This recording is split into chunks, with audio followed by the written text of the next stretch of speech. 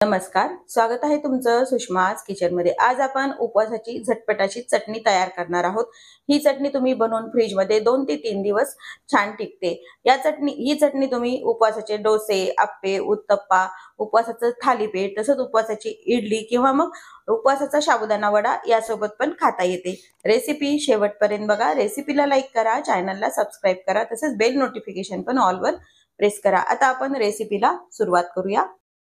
इडली, डोसा, आप्पे सोबत लागणारी चटणी बनवतो। त्यासाठी मी इथं अर्धी वाटी भाजून साल काढलेले शेंगदाणे घेतलेले आहेत। शेंगदाण्याची साल काढणं पूर्णपणे ऑप्शनल आहे, नाही काढली तरी चालते।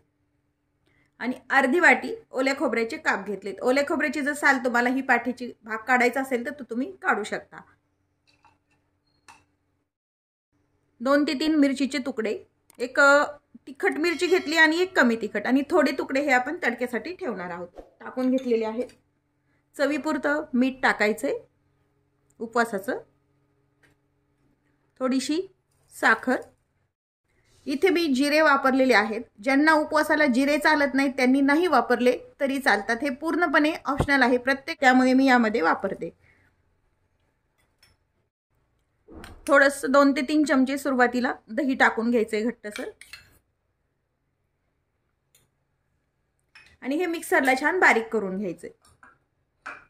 थोडंसं आपण हे फिरवून घेतलेलं आहे। यामध्ये आता थोडंसं आपण पाणी टाकून घ्यायचे। जशी तुम्हाला चटणी घट्ट पातळ हवी त्या प्रमाणात तुम्ही यामध्ये पाणी वापरायचे, आणि पुन्हा मिक्सरवरती याचं छान बारीक वाटून घ्यायची।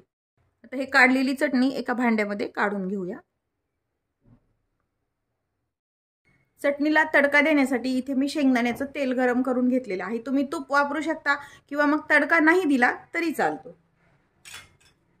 यामध्ये मी जिरे टाकून घेते। आधी सांगितल्याप्रमाणे जिरे जर उपवासाला चालत नसतील तर टाकू नका, आणि मिरचीचे काही तुकडे टाकून घेतले।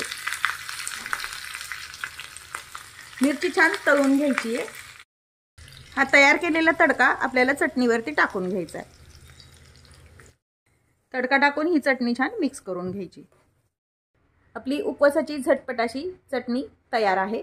रेसिपी नक्की करून पहा। रेसिपीला लाईक करा, चॅनलला सबस्क्राइब करा, तसेच बेल नोटिफिकेशन पण ऑल वर प्रेस करा। तुम्ही उपवासाला कोणत्या कोणत्या प्रकारच्या चटण्या बनवता हे कमेंट करून नक्की सांगा। अशाच नवीन रेसिपी सोबत पुन्हा भेटूया। तोपर्यंत बाय बाय। व्हिडिओ पाहिल्याबद्दल खूप धन्यवाद।